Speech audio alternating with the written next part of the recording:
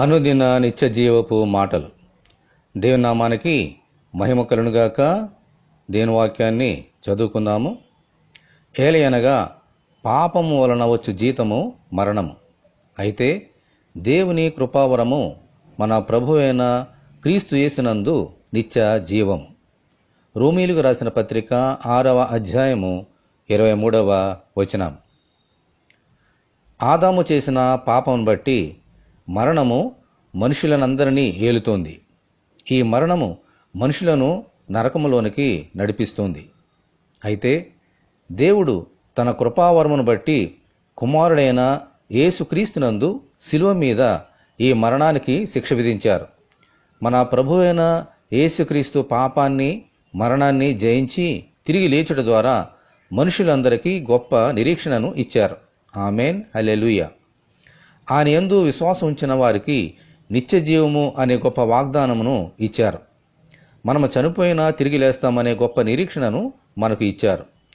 ఆయన తిరిగి లేచి యుగ యుగములు జీవించడం ద్వారా మనకు నిత్య జీవమున్నదనే గొప్ప నిరీక్షణకు ఆధారాన్ని కలుగజేశారు. దేవునికి స్తోత్రము కలుగునుగాక. ఆమేన్.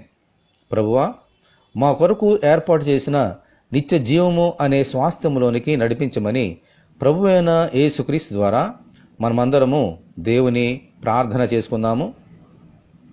ప్రభువా, మీకు వందనాలు తండ్రి. ఏ భేదము లేక మనుషులందరూ పాపము చేసి దాని వలన వచ్చు జీతమైన మరణాన్ని పొందుకుంటున్న అందరినీ ప్రభు రక్షించడానికే ఈ లోకంలోనికి మీరు వచ్చారు. మీ కృపావరం బట్టి నిత్య జీవం అనే గొప్ప వరాన్ని మేము పొందుకుంటున్నాం. మా కొరకు ఈ లోకంలోకి వచ్చి చనిపోయి సమాధి చేయబడి తిరిగి లేచినైనా నీ కృపావరాన్ని మాకు ఇచ్చారు. విశ్వాసము ద్వారా అటువంటి నిత్య జీవంలోకి వెళ్ళడానికి గొప్ప ఆధారాన్ని మాకు ఇచ్చారు. తిరిగి లేచి యుగ యుగములు జీవిస్తున్నారు. మేము కూడా అలాగూ జీవిస్తామనే గొప్ప నిరీక్షణ మాకు ఇచ్చారు.